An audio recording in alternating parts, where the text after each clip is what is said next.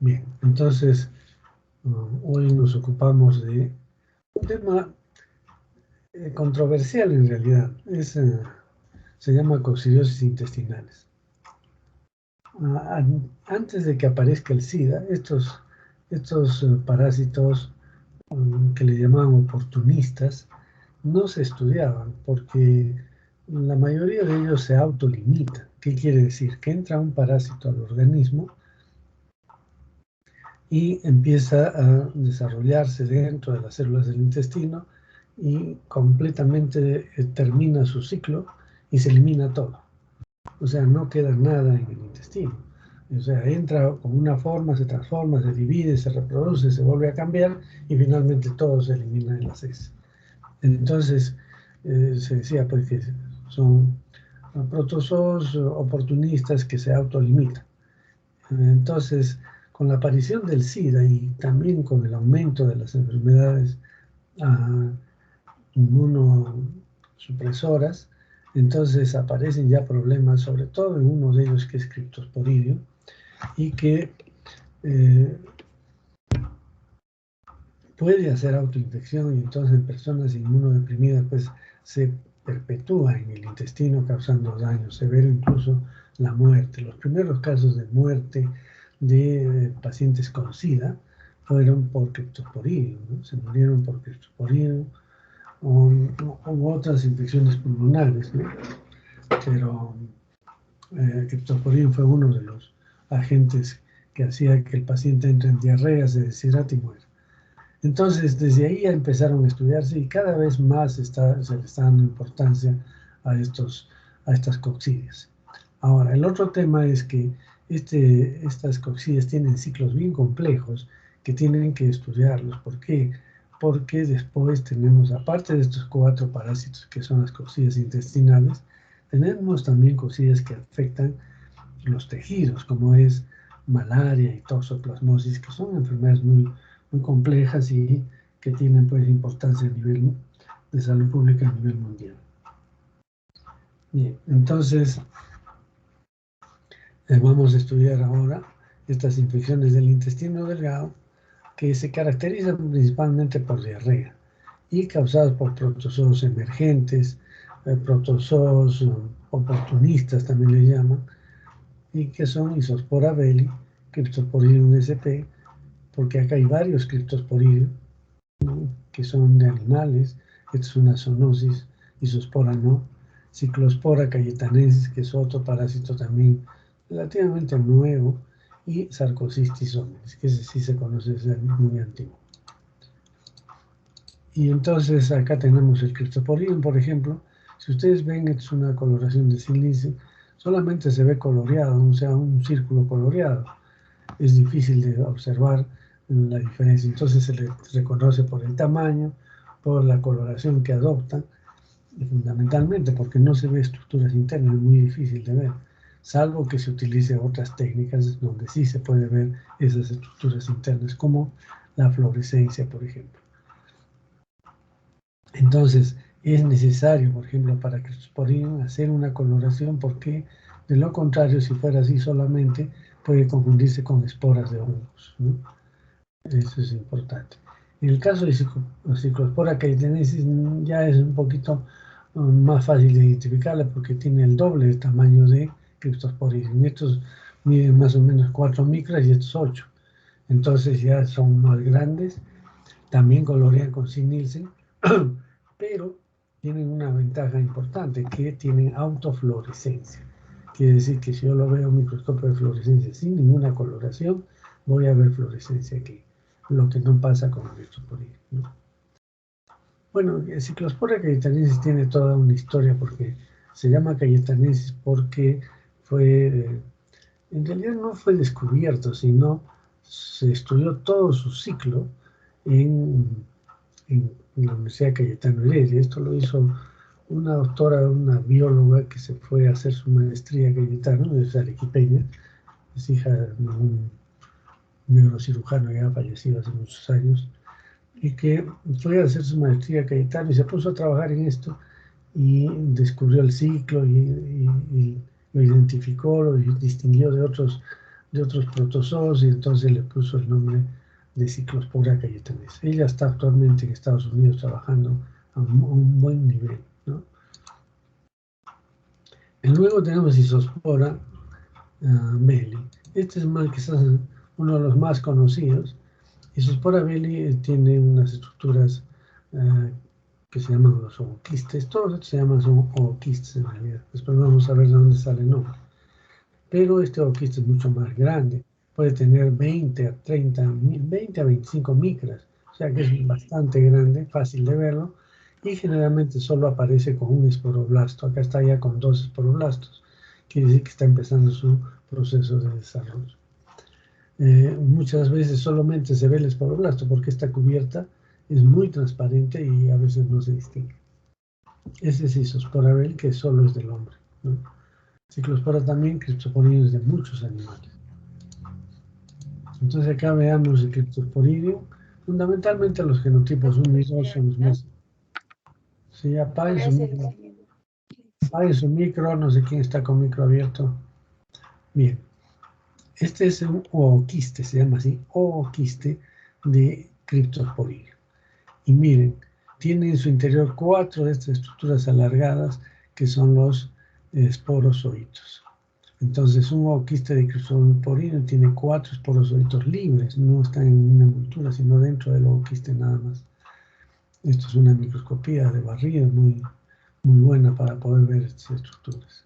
Pero cuando vemos en un microscopio común y corriente, vemos esto, ¿no? Estas coloraciones rojizas de Ornstein Nielsen. Y si le ponemos fluorescencia, ya sea por fluorescencia química, o sea, usando auramina, rodamina, cualquier de estas sustancias fluorescentes que se pegan, colorean a los ooquistes y entonces vamos a ver la fluorescencia. Pero también se puede usar anticuerpos contra los antígenos de la pared de estos ooquistes y que están unidos a fluoresceína. Entonces es una inmunofluorescencia directa, que también lo colorea perfectamente. Y estas son las estructuras que están dentro, es decir, los esporozoitos. Vayan familiarizándose con los nombres porque tienen muchos nombres acá. Estos se llaman esporozoitos, que son estructuras que están preparadas para invadir células. Toda esta parte de acá, que es el conoide, que comprende varias estructuras como rópteas, anillos polares, etc., tiene la particularidad de penetrar a la célula del epitelio intestinal. Y entonces, o en otras cosillas pueden ingresar a glóbulos rojos, a neuronas, etcétera, etcétera. Entonces, esta parte es muy importante en su ingreso a las células. Y este es el núcleo, también tiene mitocondrias y otros elementos más. Este es Isospora. Isospora belli es solo del hombre, como digo, y el hombre elimina estos ooquistes inmaduros. En el caso anterior, todos estos son ooquistes maduros, porque ya tienen los 4 esporozoitos en su interior. Es como sale con las heces. Pero en Isospora belli sale un ooquiste inmaduro. Vean esta cubierta quística muy transparente y que tiene una estrangulación aquí en uno de los extremos. Y en el interior tiene un esporoblasto. Eso es lo que encontramos en heces, un esporoblasto nada más, dentro del ooquiste, ¿no?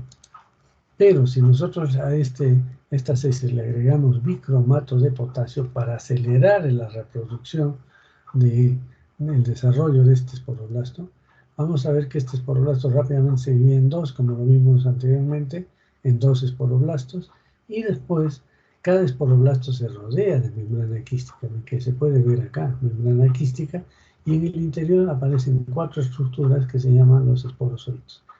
Entonces, si recapitulamos un poco, en Cryptosporidium que habíamos visto 4 esporozoitos libres o desnudos les llaman. Aquí tenemos 2 esporoquistes con 4 esporozoitos dentro del esporoquiste. Y lógicamente los 2 esporoquistes están dentro de un ooquiste. Entonces hay un ooquiste que contiene 2 esporoquistes con 4 esporozoitos cada uno, o sea que hace 8 esporozoitos, el doble de Cryptosporidium. Y acá está más claro. Este es un esporoblasto. Vean, este es el estrangulamiento que tienen estos ooquistes. Y acá se produce una división, 2 esporoblastos. Y después cada esporoblasto se recubre en membrana quística y aparecen en su interior los esporozoitos. Entonces, eso es en el caso de isospora. En el caso de ciclospora que ahí tenés, miren, esta fluorescencia que tiene, digamos, no necesita colorante para verse en un microscopio de fluorescencia claramente, nítidamente, ¿no? Son quistes que tienen autofluorescencia y que son más grandes porque Cryptosporidium miden 8 micras más o menos, el doble. Acá vemos sin fluorescencia, es una muestra de ese nada más, un poquito de suelo fisiológico y se puede ver y es relativamente grande. Entonces ciclospora sí se puede ver. Y miren, cuando desarrolla esta ciclospora, lo que va a hacer que es este ooquiste, que lo ven redondeado, va a presentar 2 esporoquistes en el interior, pero solamente 2 esporozoitos en cada esporoquiste. En total 4 esporozoitos, la mitad de isospora. Entonces miren, acá este es el ooquiste, el redondeado, tiene 2 esporoquistes y en cada esporoquiste hay 2 esporozoitos. Si recuerdan, isospora tenía un ooquiste, tenía 2 esporoquistes, pero 4 esporozoitos en cada uno de ellos. Entonces es diferente. Y finalmente sarcocistis. Sarcocistis sí es un protozoo que hace ciclo en 2 hospederos. En los anteriores solamente es un hospedero. Aquí son 2 hospederos y entonces el ganado, que es ganado porcino o vacuno, son hospederos intermediarios y el hombre es hospedero definitivo. Hasta el momento hemos estado definiendo a ver si se acuerdan, ¿cómo definimos el hospedero definitivo en lo que hemos estudiado del mitos? ¿Quién es hospedero definitivo? A ver quién contesta. ¿Eso donde se encuentra el estadio maduro del parásito? Maduro, no, adulto. Adulto. Sí, Y adulto, perdón. ¿Y hospedero intermediario quién sería? El que alberga el estadio larval, doctor. Muy bien. Claro. Entonces, pero eso es para el mitos. En protozoos entenderán que ya no hay adultos, no hay larvas, acá son células. Entonces, hay otra definición para hospedero definitivo e intermediario. El hospedero definitivo es en el que se desarrolla el ciclo sexual del parásito. Y el hospedero intermediario es en el que se desarrolla el ciclo asexual. Entonces, de acuerdo a eso, sabemos quién es hospedero definitivo y cuál es hospedero intermediario. Entonces, en este caso, el hospedero definitivo es el hombre, porque en él se va a dar el ciclo sexual, que es la gametogonia, ¿no?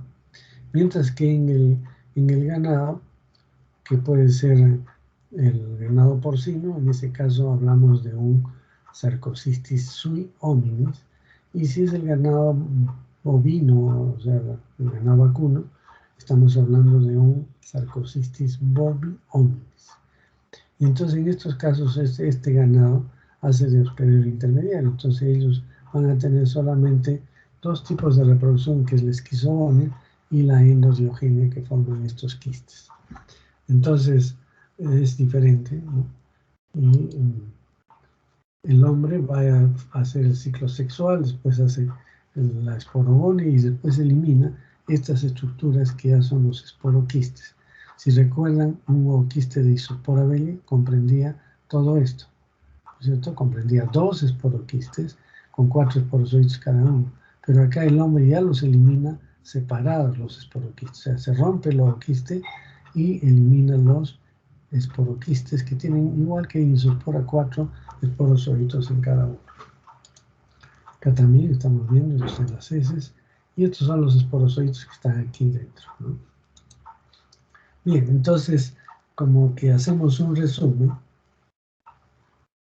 vamos a ver, de hecho, después de terminar el ciclo, porque eso es importante para entender estas formas, vamos a regresar un poco a ver la morfología nuevamente para que ya se comprenda definitivamente. Entonces, la forma de Isospora belli es en forma alargada de uso. mientras que para Cryptosporidium y para Cyclospora son redondeados. Y Sarcocytis hominis es un poco ovalado, ¿no? El tamaño en micras es de 20 a 25 en Isospora belli, el ooquiste. Luego el ooquiste de Cryptosporidium es alrededor de 4 micras, es pequeño. Y en Cyclospora de 8 a 10. Y Sarcocytis un poco más grande porque tiene de 8 a 10, pero los esporoquistes, que es lo que se ve, ¿no? Bien, y después tenemos acá los esporozoitos que en Isospora belli, recuerden, había 2 esporoquistes, están 2 esporoquistes con 4 esporozoitos cada uno, por lo tanto hay 8 esporozoitos. En Cryptosporidium no hay esporoquiste y están estos 4 esporozoitos libres. En Cyclospora hay 2 esporoquistes con 2 esporoquistes cada uno, entonces en 4 esporozoitos. Y en Sarcocytis hominis hay un esporoquiste con 4 esporozoitos cada uno, ¿no? Y claro, porque acá ya el ooquiste se rompió. Bien, y autofluorescencia solamente tiene Cyclospora cayetanensis. Vamos a ver las fases de reproducción, ¿no? Les ruego que pongan mucha atención porque esto es complejo, no pienso que ustedes lo van a aprender de una sola vez, tienen que hacer su guía, tienen que hacer la práctica. Y entonces, no es fácil, tiene muchos nombres y vamos a tratar de que se entienda claramente. Entonces puede entrar acá un esporoquiste, por ejemplo, de cualquiera. Y entonces entra y cuando esté en el intestino se desenquista. Y van a salir estas estructuras que son los esporozoitos. Estos esporozoitos se van a meter a la célula del epitelio intestinal, al enterocito. ¿Y para qué entra? Para transformarse y hacer una reproducción primero asexual, que se llama esquizogonio. Entonces vamos a ver cómo es un esquizogonio. Entonces este esporozoito se convierte en que entra a una célula, generalmente en una vacuola parasitófora, y va a transformarse en un trofozoito. Este es un trofozoito con su núcleo. Ese es el primer paso del esquizogonio. Luego vamos a ver que este núcleo del trofozoito se divide en varios fragmentos de cromatina, y entonces estamos hablando de un esquizonte joven. Y luego ya tiene más división del núcleo, ya tenemos un esquizonte inmaduro. Y finalmente cada porción del núcleo se rodea de citoplasma. Y ese es el esquizonte maduro, ¿no? Entonces, si recuerdan, tenemos un esquizonte joven, primero el trofozoito, un esquizonte joven, después un esquizonte inmaduro, y después cuando ya cada núcleo se rodea de citoplasma, es el esquizonte maduro.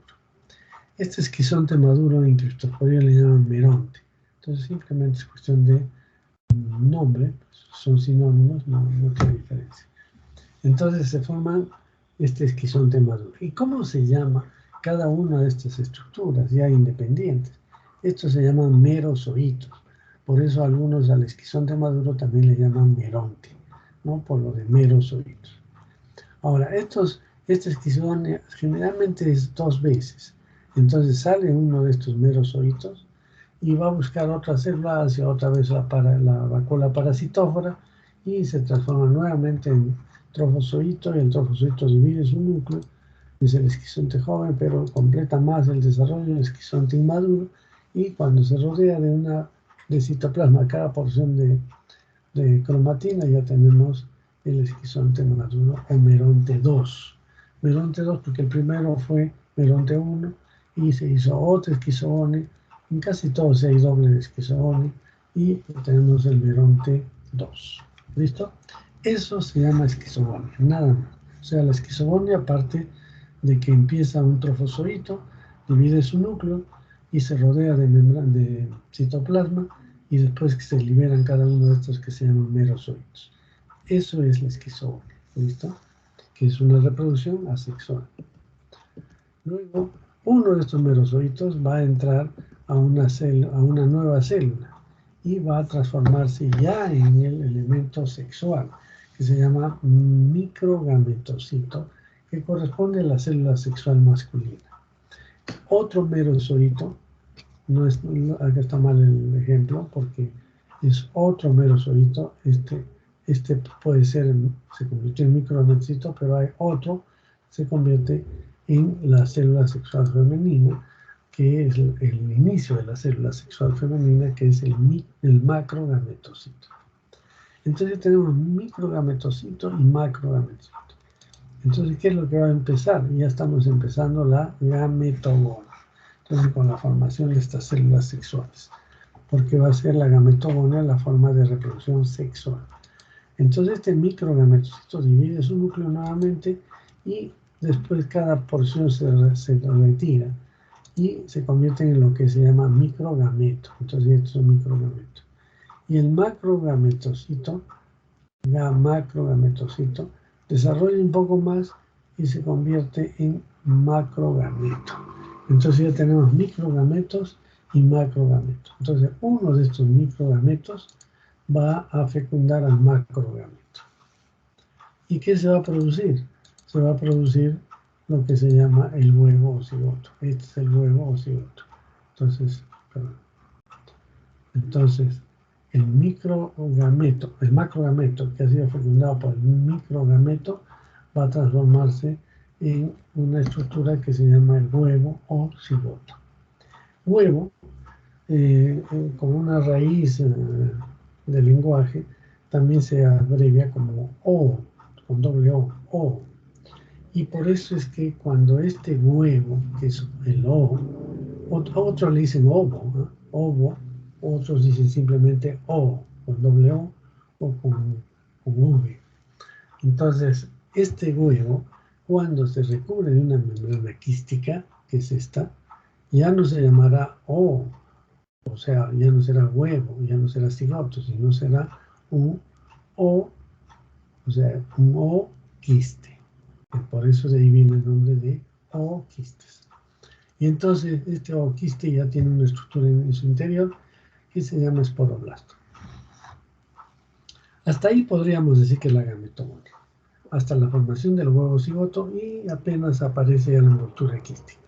Entonces ya a esto se llama el ooquiste inmaduro. Y ahora empieza lo que es la esporogonia, que es otra forma de reproducción que es asexual. Entonces hemos visto dos esquizogonias, que es asexual, la gametogonia, que es sexual, y ahora viene otra forma de reproducción, que es la esporogonia, que también es asexual. Entonces, este ooquiste inmaduro puede en su interior, a partir de este esporoblasto, formar 4 esporozoitos. Y eso es lo que se conoce como lo que pasa, en criptosporina. Entonces, de frente, este esporoblasto se transforma en 4 esporozoitos libres que están dentro del ooquiste. Eso es para criptosporina. Pero para Cyclospora cayetanensis, por ejemplo, no. En el caso de Cyclospora, el esporoblasto se divide en 2 esporoblastos, y siendo ya ooquiste inmaduro. Pero cuando ya cada porción de aquí se fragmenta y se rodea de una membrana quística, ya estamos hablando del ooquiste maduro de Cyclospora cayetanensis, que tiene 2 esporoquistes con 4 esporozoitos cada uno, con 2 esporozoitos, cada uno. Acá, ¿ve? Entonces, cada esporoblasto se rodea de membrana quística y en el interior aparecen 2 esporozoitos. Esto es para Cyclospora cayetanensis. Pero, en el caso de Isospora belli, que tiene un estrangulamiento, pero este estrangulamiento solo es para un lado acá, porque como esto es un dibujo virtual, entonces no se puede hacer eso, ¿no? Esto es redondeado. Bueno, entonces el ooquiste, que era inmaduro, va a desarrollar y se convierte en un ooquiste inmaduro también, pero con 2 esporoblastos. Y después de eso, ¿qué va a pasar? Cada esporoblasto se rodea de membrana quística, entonces ya no es esporoblasto, sino es esporoquiste. Y va a contener cada esporoquiste 4 esporozoitos en su interior. Entonces, vean, esto es sumamente interesante porque es diferente para cada uno. En el caso de Cristoforino hay 4 esporozoitos libres. En el caso de ciclospora hay 2 esporoquistes con 2 esporocitos cada uno, y en el caso de Isospora belli hay 2 esporoquistes, pero ya 4 esporocitos cada uno. Bien. Entonces ya tenemos las formas de reproducción. Entonces, resumiendo, ¿qué cosa tenemos acá? Tenemos la esquizogonia, todo esto es la gametogonia y esto es la esporogonia. 3 formas. Solo la gametogonia es la forma de reproducción sexual. Los demás son asexuales. Y hay otra forma de división también que es endodiogenia. En este caso de los que vamos a estudiar solo se da en sarcocistis. Y es que en un parásito, que a esto le llaman taquizoitos porque se reproducen rápidamente. Entonces tiene núcleo, etcétera, ¿no? Y de pronto el núcleo se alarga y después se va a ir partiendo, formando 2 nuevos parásitos. Entonces estos nuevos parásitos nuevamente van a empezar a dividirse por endodiogenia. Entonces endo quiere decir que dentro se forman los dos nuevos seres, ¿no es cierto?, dentro de uno de ellos. Entonces por eso se llama endo. Y dio es 2. Entonces van a formarse dos parásitos. Hay otra forma de reproducción que es endopoligenia. Entonces no se forman 2, sino muchos más. Pero eso no lo vamos a ver todavía acá.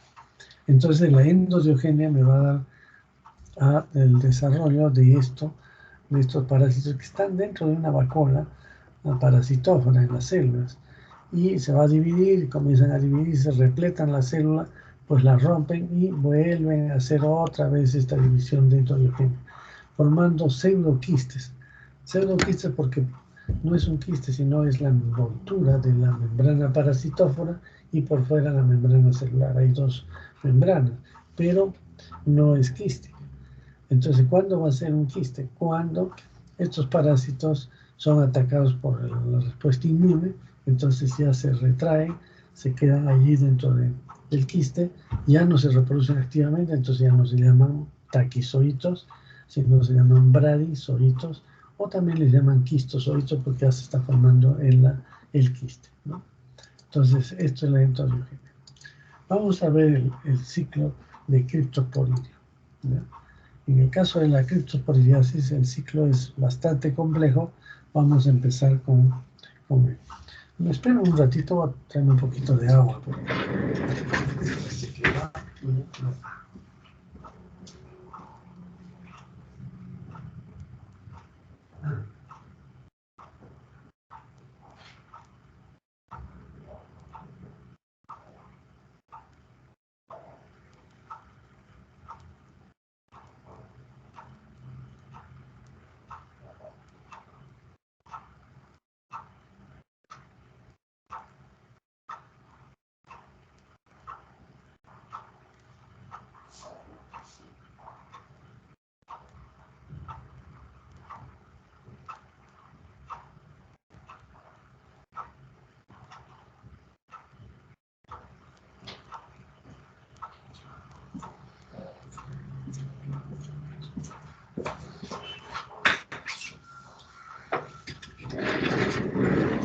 Muy bien.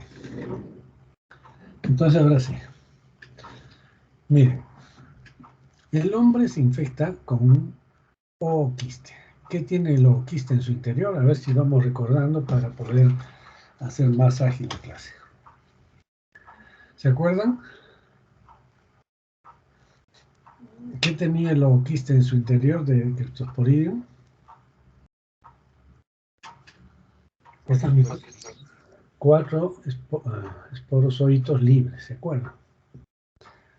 Pero este es de pared gruesa, que vamos a ver de dónde sale, ¿ya? Entonces este es el estadio infeccioso para el hombre. Y lo va a ingerir por contaminación de agua, de alimentos o también a través de las manos. Entonces la persona ingiere estos ooquistes de pared gruesa, que ya vamos a ver cómo se forman, y llega al intestino, se desenquista. Y entonces al desenquistarse estamos aquí, Este ooquiste de pared gruesa llega al intestino, se desenquista y libera los esporozoitos. Este esporozoito entra a la célula, pero no penetra toda la célula, sino que se queda en una vacuola en la superficie de la célula. Se llama vacuola parasitófora. ¿Y qué va a hacer este esporozoito? Empieza su reproducción asexual por esquizogonia, ¿ya? La esquizogonia que hemos visto. Entonces, ¿qué se va a formar? Se transforma este esporozoito en un trofozoito. Este trofozoito divide su núcleo, se llama esquizonte inmaduro. Luego, cada porción del núcleo se rodea de una membrana quística, se rodea de citoplasma, y entonces ya tenemos el ooquiste maduro. Y el ooquiste maduro tiene 6 a 8 merozoitos. A esto, como hemos dicho también, a este esquizonte maduro se le llama meronte. Entonces a este el producto de la primera esquizogonia le llaman meronte 1 o meronte tipo 1, porque tiene 6 a 8 merozoitos. Entonces estos ooquistes se rompe la vacuola parasitófora, la célula se regenera y se liberan estos merozoitos que van a entrar a otra célula para formar nuevamente otra esquizogonia. Y esa esquizogonia ya va a producir el meronte tipo 2, que ya solamente tiene 4 merozoitos. Recién este meronte 2 es el que puede iniciar la gametogonia, o sea, la reproducción sexual,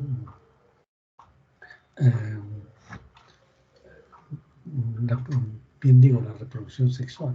Entonces, este meronte tipo 2, que tiene 4 merozoitos, libera estos merozoitos, cada uno entra a la célula, uno de ellos formará el microgametocito, que es el inicio de la célula sexual masculina, y otro entrará a otra célula para formar el macrogametocito.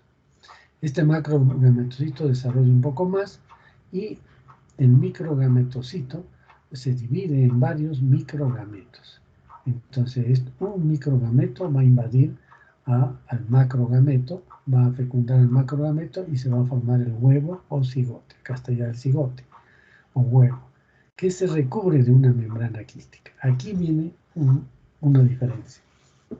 Algunos cigotes, algunos huevos, algunos ovos o algunos oos se recubren de una membrana quística de pared delgada y otros de pared gruesa.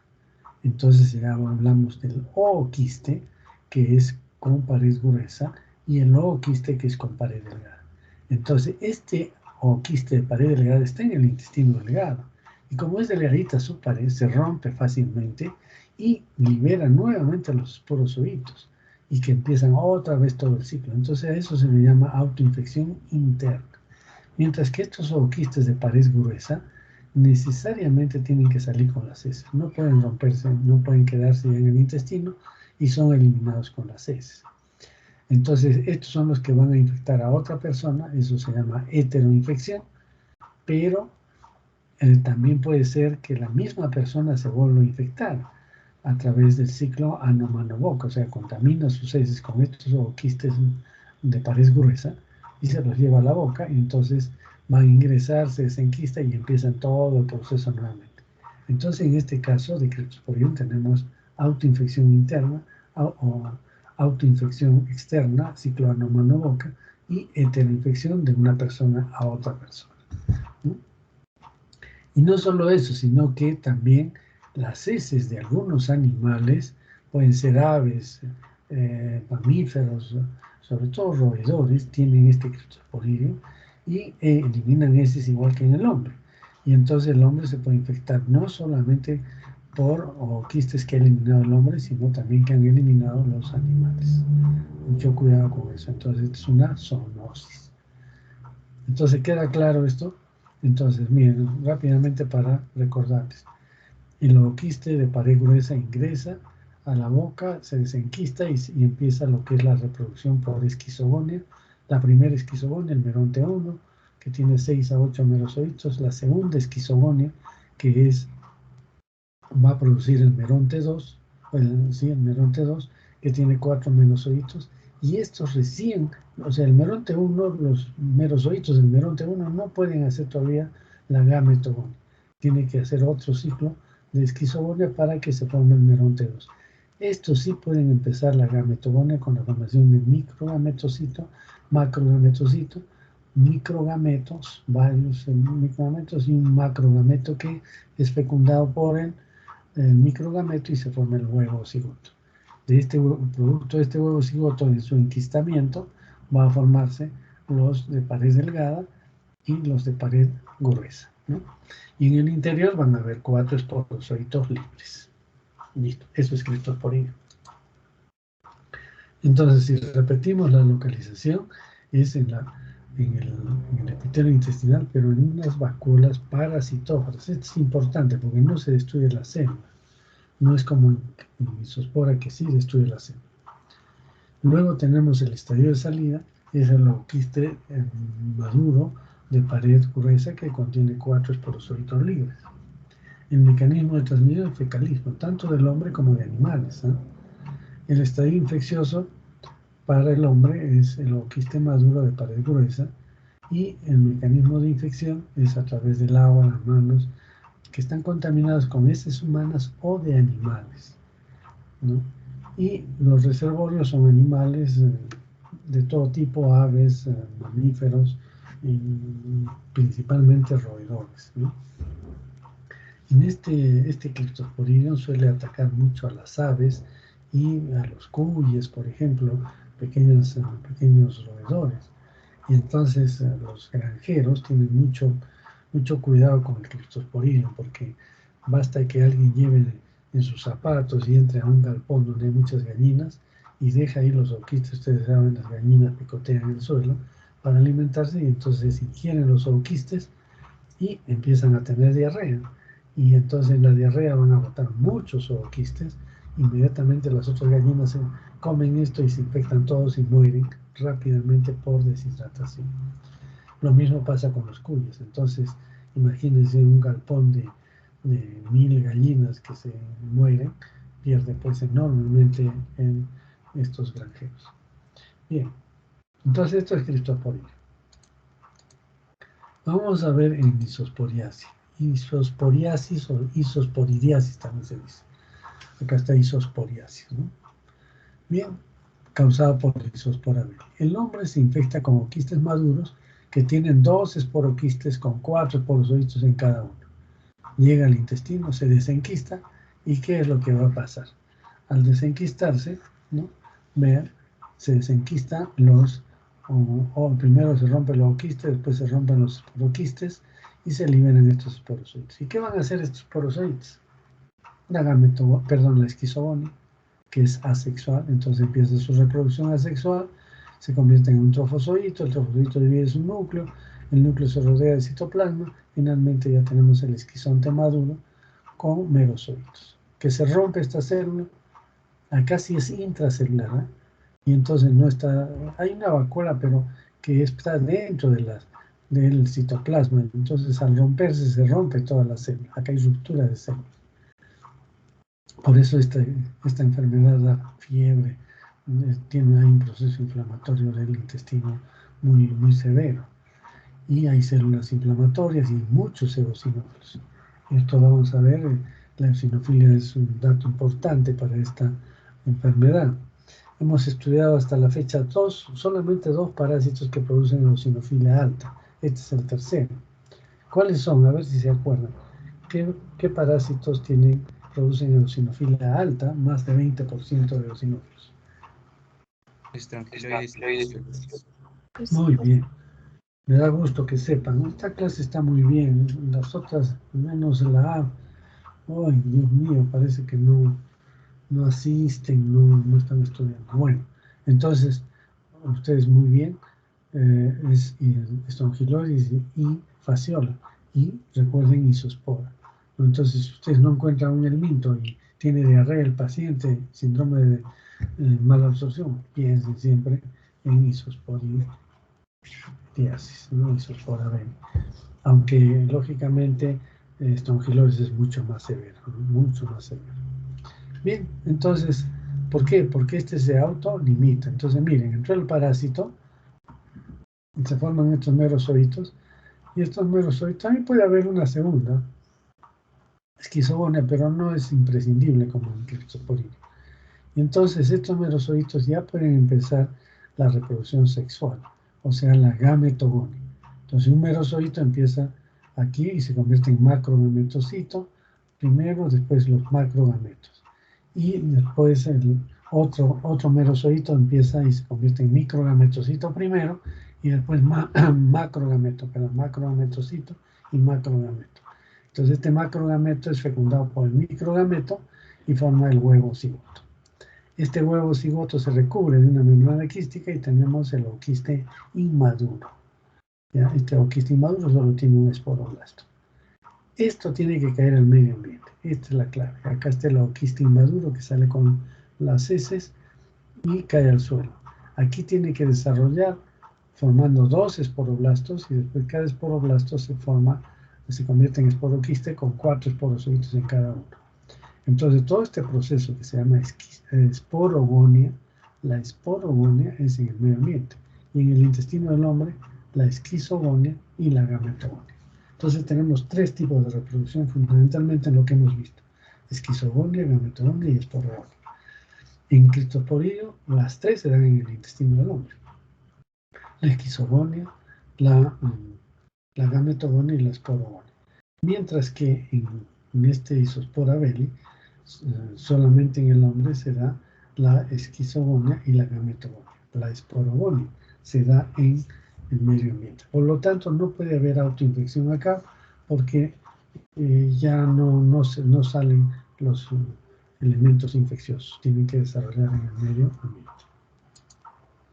Entonces, la localización es intracelular dentro de la célula, ¿no?, del epitelio intestinal.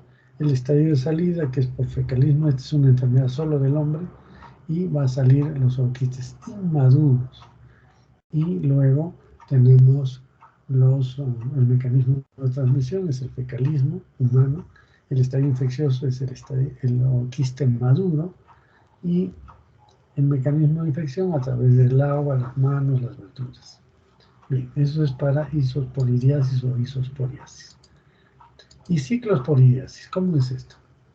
Ciclospora cayetanensis, uno se infecta al ingerir, recuerden, ooquistes maduros que tienen 2 esporoquistes, pero que en cada uno hay solamente 2 esporozoitos. Entonces llega al intestino, se desenquista, ¿cierto?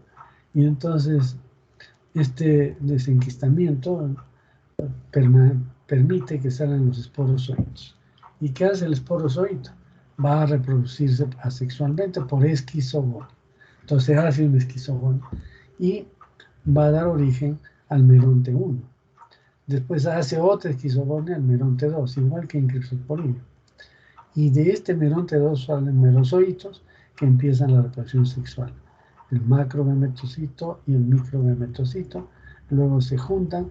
El de arriba es el microgametocito que se divide, forma un microgameto, y acá el macrogameto es fecundado por el microgameto y da origen a un ooquiste que tiene un esporoblasto, ¿no? Todavía no se ha producido el desarrollo.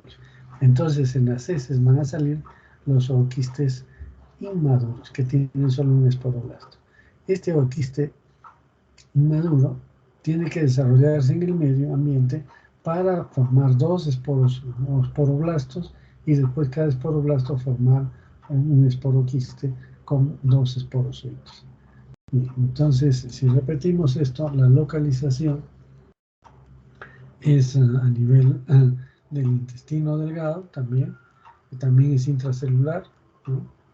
Y después tenemos el estadio de salida, que es el ooquiste inmaduro. El mecanismo de transmisión, fecalismo, esto es del hombre también. El estadio infeccioso, el ooquiste maduro. Y el mecanismo de infección, agua, verduras, frutas, etc. ¿Listo? Entonces, de esa manera hemos completado. Todavía nos falta uno más. Tenemos el caso de sarcocistosis o sarcocistis.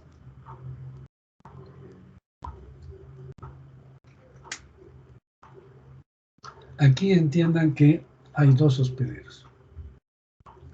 Entonces, el hospedero definitivo, que es el hombre, y el hospedero intermedio, que es el ganado. Y hay otro tipo de reproducción, ya no solamente esquizogonia, gametogonia y esporogonia, sino se agrega la endodiogenia. Vamos a ver cómo es esto. Entonces, el hombre se infecta por comer carne de estos animales. Miren, ¿no? Carne de ganado vacuno o porcino, ya sea si se trata de el Sarcocistis sui hominis, en el caso del cerdo, o el Sarcocistis bovini hominis, es en el caso del ganado.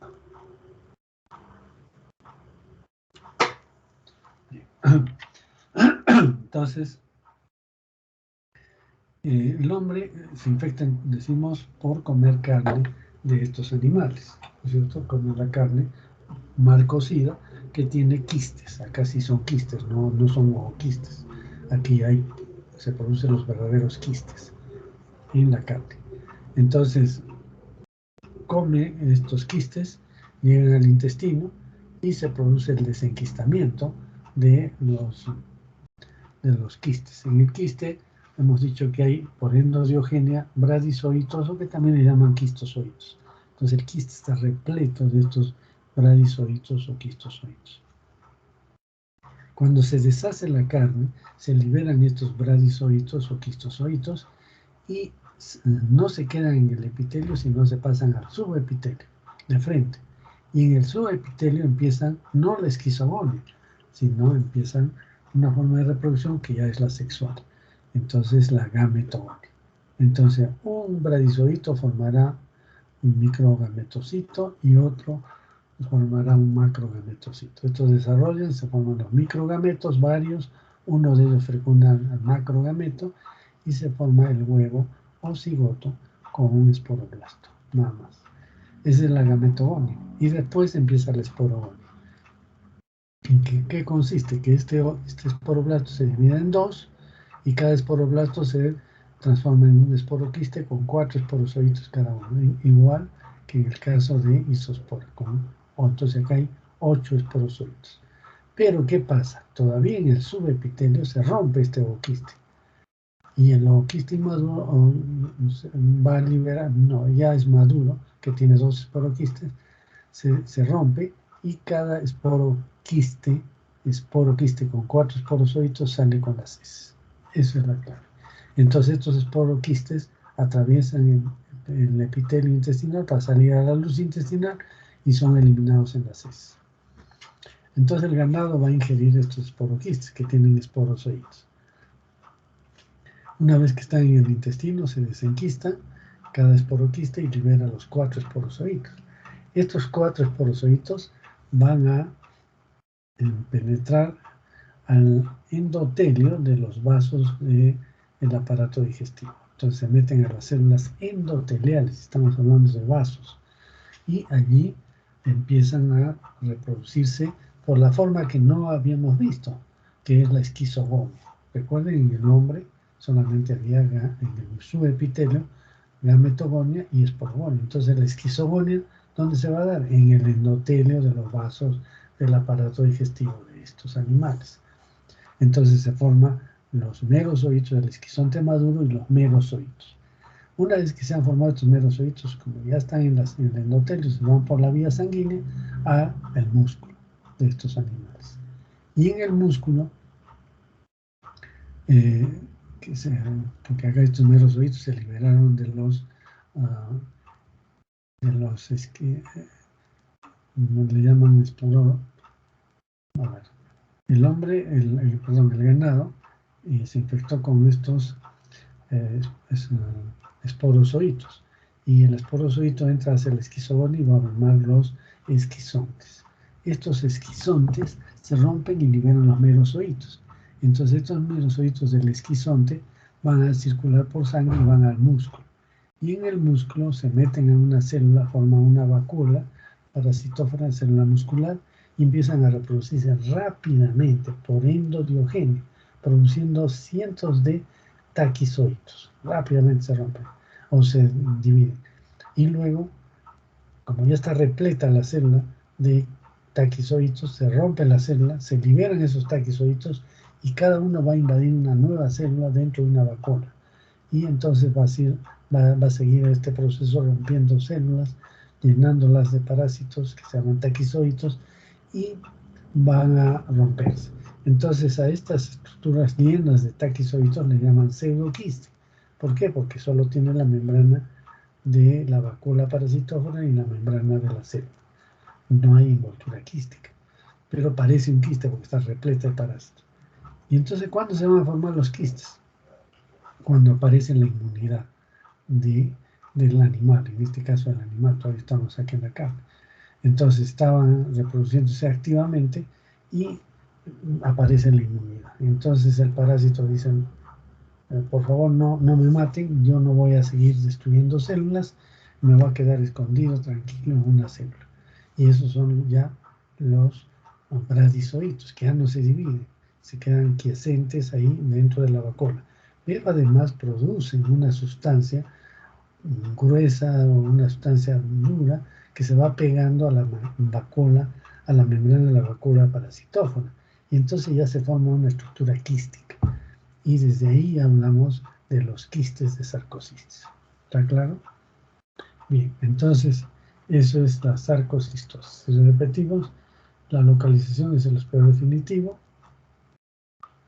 a nivel de, recuerden, a nivel del subepitelio, ¿no? El estadio de salida no son ooquistes, sino esporoquistes. Mecanismos de transmisión, el fecalismo humano. El estadio infeccioso para el hospedero intermediario es el esporoquiste y el hospedero intermediario es el ganado. Y luego va a haber un mecanismo de infección para el hombre que es el consumo de carnes mal cocidas que va a ingerir quistes. Entonces el estadio infeccioso para el hombre es el quiste que está en el músculo. O sarcoquistes también le llaman. Bien. Hay otro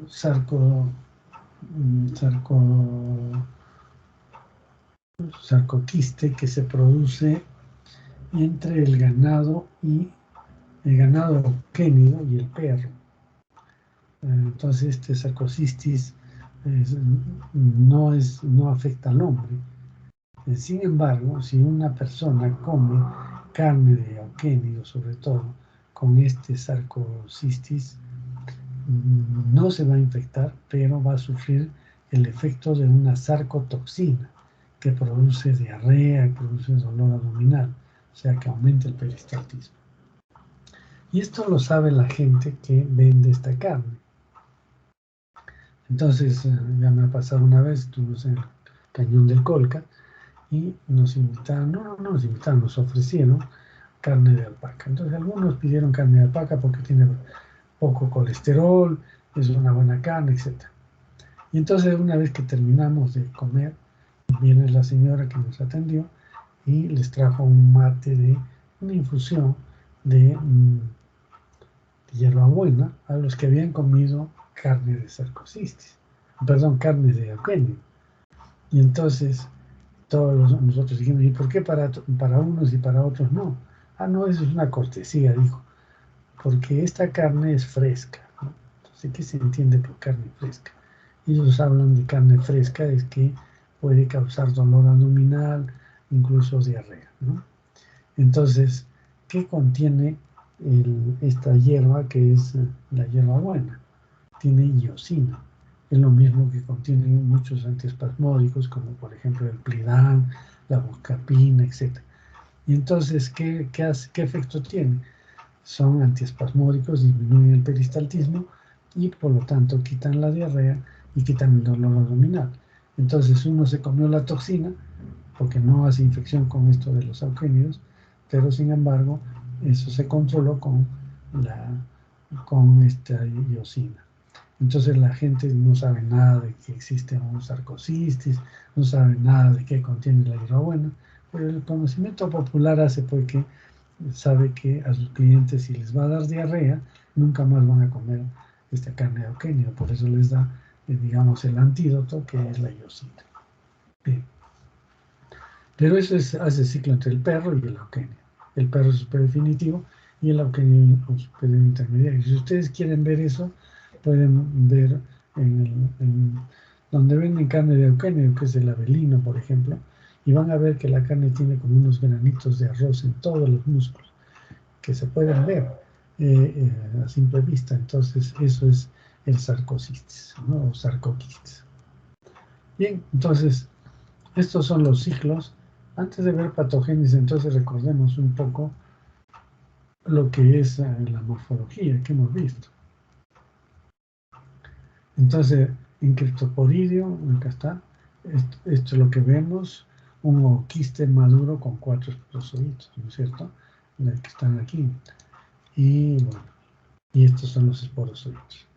En Isospora belli, cuando salen las heces, sale un ooquiste inmaduro con un esporoblasto, que inmadura en el medio ambiente y se convierte en un ooquiste maduro con 2 esporoquistes con 4 esporozoitos cada uno.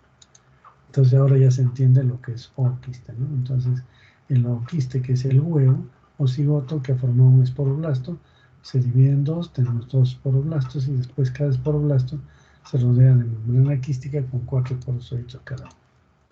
Y esta es isospora, que se puede ver así fácilmente, pero tiene 2 esporoquistes y cada esporoquiste tiene 2 esporozoitos en su interior. Entonces ya queda fácil. Y este es el sarcoquiste.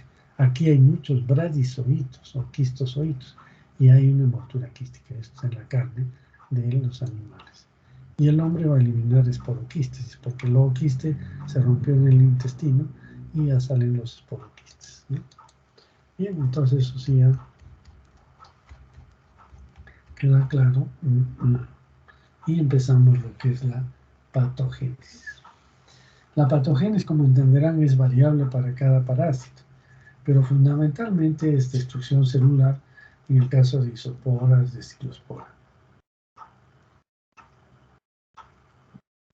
Incluso en sarcocistis también.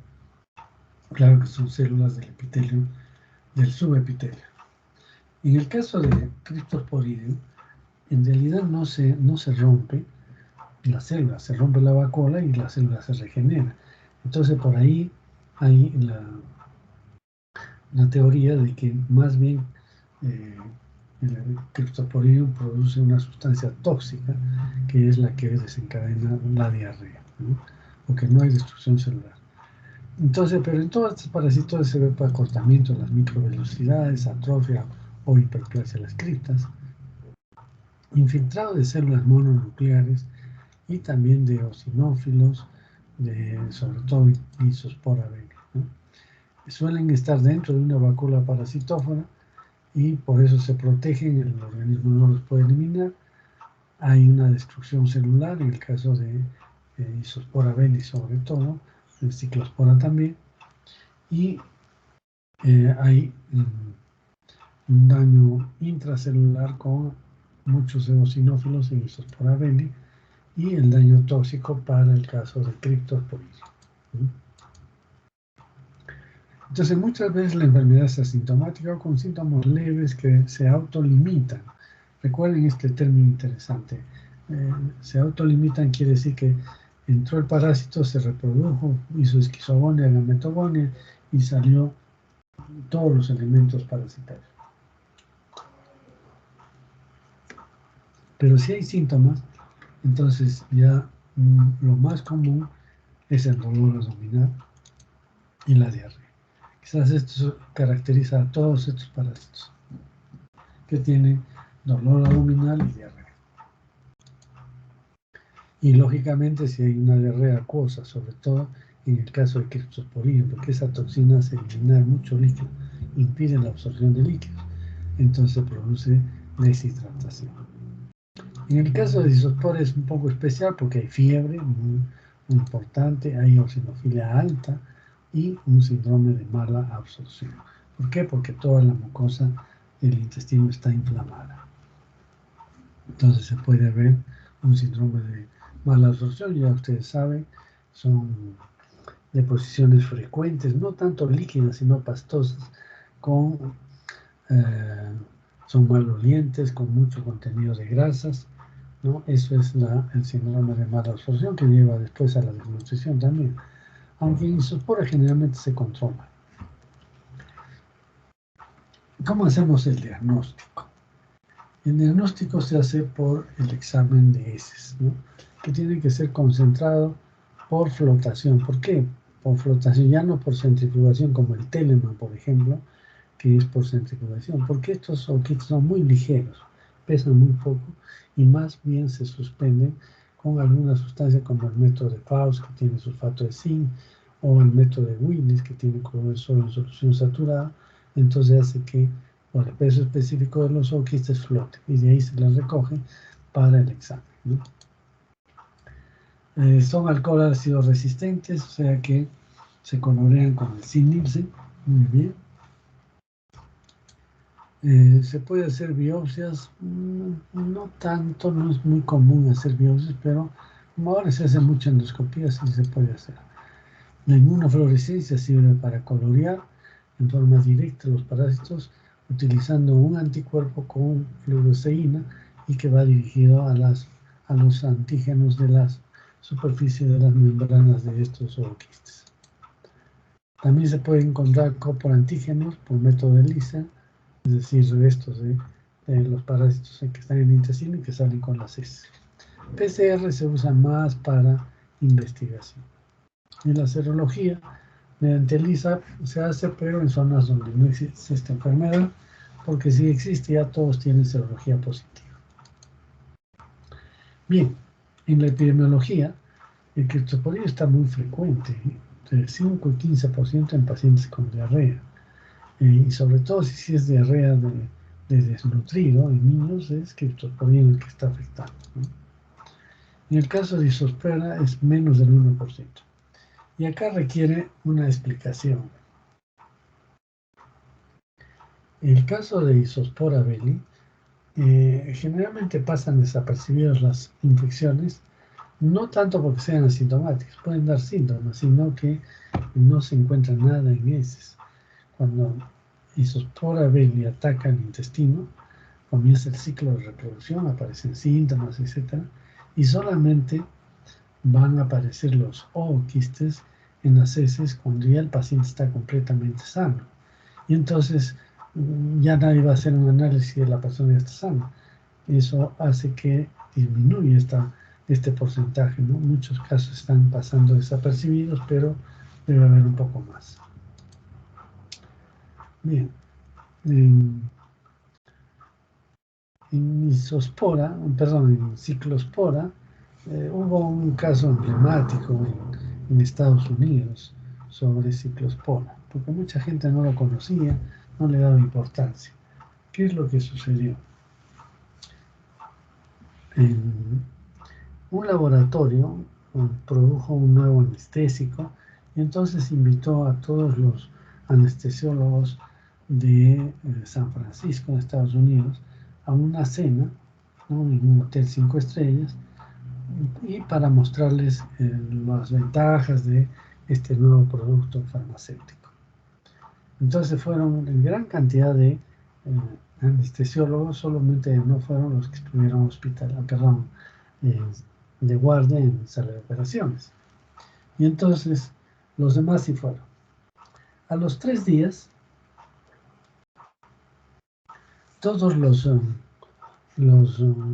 anestesiólogos de San Francisco estaban en casa con diarrea, no fueron a trabajar. Se creó todo un caos en salas de operaciones porque solamente los que estaban de guardia en esa vez que fueron a la cena se salvaron, los demás estaban enfermos. La mayoría, porque algunos lógicamente no les afectó porque no comieron el alimento contaminado. Pero entonces resulta que les hicieron los exámenes de heces, no encontraban bacterias, no salía nada en el cultivo, no encontraban digamos, otras estructuras, enterovirus, por ejemplo, que podrían causar diarrea. Y después, por teléfono, se comenzaron a comunicarse todos los anestesiólogos y se preguntaban cómo estás y todos estaban con diarrea, no podían ir a trabajar. Hasta que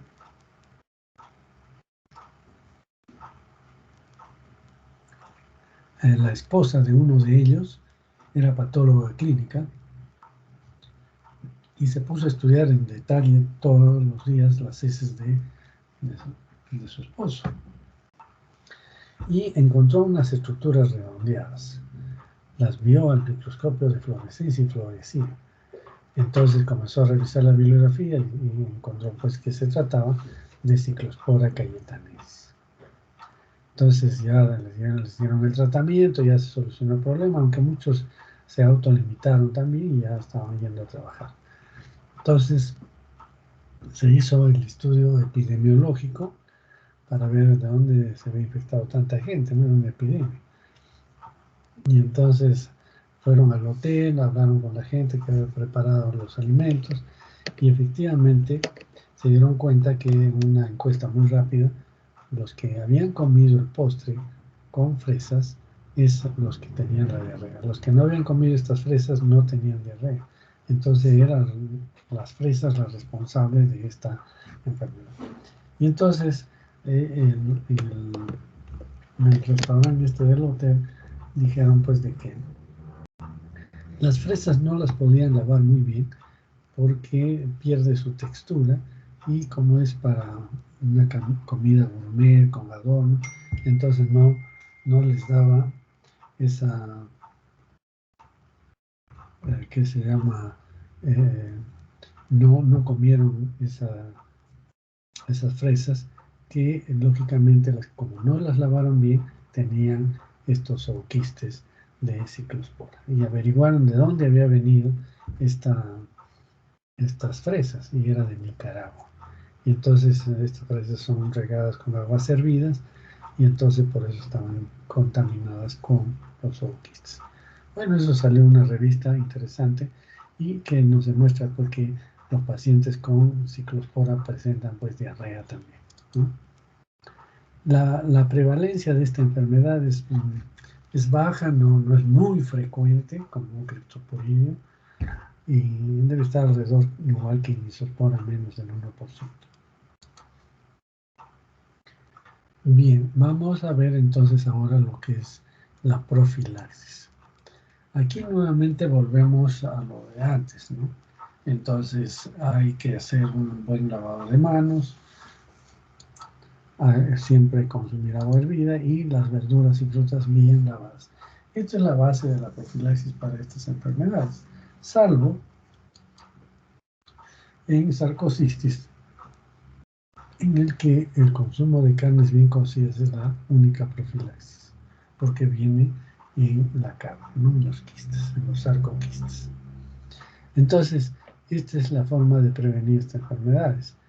Pero, como digo, toda la patología de estas enfermedades está fundamentalmente condicionada por el estado inmunitario de las personas.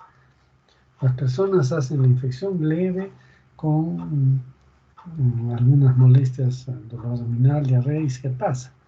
Pero si el paciente tiene problemas de inmunidad, va a ser más severo y sobre todo en criptosporidium, que tiene la posibilidad de hacer autoinfección interna, entonces la autoinfección interna se ve favorecida por la baja de inmunoglobulinas, por la baja de la inmunidad en general. Por ello es que criptosporidium pues se convierte en el elemento básico de la patología en los pacientes con inmunodepresión. Otra forma de prevenir también esta enfermedad es tener cuidado con mascotas, sobre todo para criptosporidium. Mascotas o animales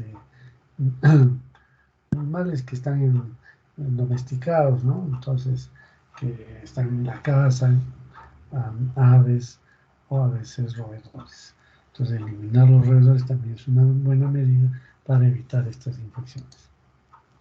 El control, como decimos, es eliminar el fecalismo. Esto es importantísimo. En la mayoría del hombre es el hospedero definitivo, entonces elimina de sus heces estos elementos infecciosos para el animal o para el hombre. Entonces, construcción de letrinas y aguas, el manejo de las aguas hervidas para que no lleguen a los campos de cultivo. Recuerden eso. La crianza de animales también tiene que ver con esto, gallinas, como hemos visto, para criptosporidium sobre todo. Los demás son del hombre nada, únicamente. Y para el ganado vacuno, en el caso de criptosporidium, perdón, de sarcocistas. Control de roedores, hemos dicho, y el control en camales también. El tratamiento. Esta droga que es el cotrimoxazol, ¿no?, que es una asociación de una sulfato con el trimetopin. Este es lo que se conoce como el Bactrim, uno de los más antiguos que salió. Es una asociación que se conoce como cotrimoxazol. Este es una sulfa y funciona bien para isosporosis, isosporidiasis, en el caso de que no esté causando problemas, que de fiebre, que de diarrea, ¿no? Y en el caso de ciclosporidiasis, cuando el paciente está muy deshidratado, hay que darle ese tratamiento. Sin embargo, hay otras drogas más que vamos a ver, como la nitazoxanida. La nitazoxanida es una droga que, si ustedes ven el inserto que trae en la cajita, sirve para todo. Para tendinitis, para fasciolasis, para todo. Lo cual es falso, pues. Y en Estados Unidos la FDA solo acepta la nitazoxanida para criptosporidiasis y últimamente ya le ha dado autorización para la yardiasis, pero nada más. No, a los mitos lógicamente no les hace nada. Esta es una droga pues que está muy difundida, con mucha propaganda, entonces a veces los colegas que no se dan tiempo para revisar la bibliografía encuentran porque comienzan a recetar nitazoxanida para estrongiloides, para ascaris, etcétera, ¿no? Lo cual no funciona. La paromomicina también puede utilizarse en el tratamiento de la criptosporidiasis. Y ya saben, este es un aminoglucósido que no se absorbe y actúa a nivel del intestino. Sin embargo, criptosporidiasis es una enfermedad, digamos, que no solamente se queda en el intestino, quizás eso me olvidé decirles. El criptosporidium puede atacar los epitelios, entonces puede estar en el epitelio intestinal, pero también en el epitelio bronquial. Entonces puede dar compromiso pulmonar por la colonización de estos criptosporidiums a nivel de los bronquiolos bronquios. Entonces, criptosporidium puede ir desde la boca hasta el intestino grueso, incluso pulmón, ¿no? Entonces, por eso, criptosporidium es un tema pues de importancia actualmente debido a la inmunodepresión. Lógicamente, esta invasión masiva se da en pacientes inmunodeprimidos. Hay otra droga para criptosporidiasis, es la espiramicina. También se usa sobre todo en pacientes con SIDA y que tienen criptosporidium. Entonces, eso es la espiramicina. Recuerden que el criptosporidium puede permanecer pese al tratamiento, puede quedarse todavía en el intestino. No es fácil erradicar el criptosporidium. Bien, no sé si hay alguna otra pregunta, mejor dicho, alguna duda.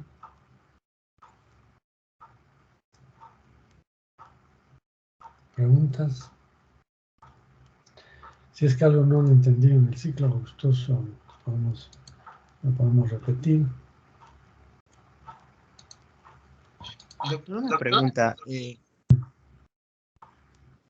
Va a haber solamente en criptosporidium lo que es la autoinfección interna y externa, ¿no? En los demás necesitan salir al ambiente para terminar su ciclo y volver a infectar.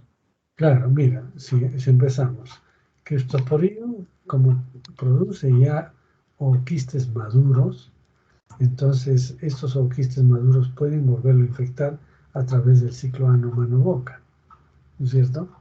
Eso se llama autoinfección externa, pero además produce ooquistes de pared delgada que se rompen en el intestino y eso da origen a la autoinfección interna. Pero si una persona elimina ooquistes de pared gruesa y va con las heces y contamina alimentos y otra persona se infecta, eso se llama heteroinfección. Eso es para Cryptosporidium.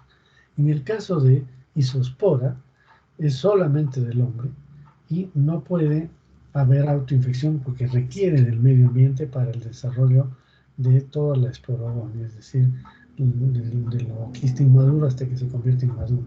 Entonces, si ya necesita del medio ambiente, ya no puede haber una autoinfección porque ya cayó al suelo y puede infectarse cualquier persona.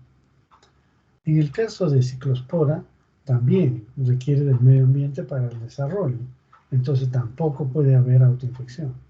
Y en el caso de sarcocistis, se infecta siempre del hospedero intermediario, porque tiene dos hospederos. No se infecta con esporoquistes que salen en sus heces, sino con quistes que están en la carne del ganado.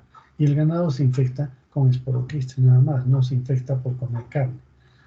Bueno, estos son herbívoros, no van a comer, pero el cerdo sí puede comer carne, pero no se infecta. Se infecta con los esporoquistes. ¿Listo? ¿Queda claro eso? Sí, doctor. Bien. ¿Alguna otra pregunta? ¿Alguna otra pregunta? Doctor, una pregunta. No me quedó muy claro con respecto a lo de la reproducción, tanto sexual como sexual. O sea, sí entendí esa parte, pero lo que quería saber era si se dan todas las que nos había explicado al mismo tiempo o consecuentemente, o es preferencial, a veces solamente ocurre una u otra. No.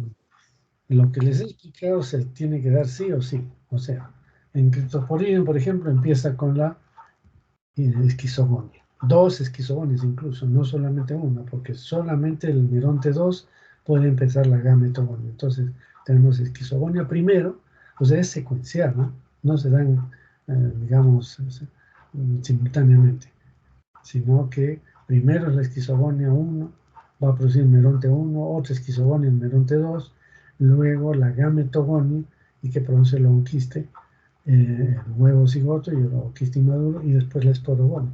Eso se da en Cryptosporidium, todo en el intestino. Mientras que en los otros se da, por ejemplo, en isospora y en ciclospora, se da la esquizogonia y la gametogonia, ¿no? Primero esquizogonia y después gametogonia. Y la esporogonia es en el medio ambiente. Y en sarcocistis, en el hombre, recuerden, en el subepitelio se da la esquizogonia, perdón, de frente la gametogonia primero y la esporogonia después.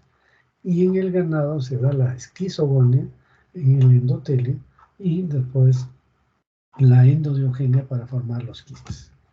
Eso es lo que pasa entonces en estos parásitos. ¿Sí? Sí, doctor, gracias.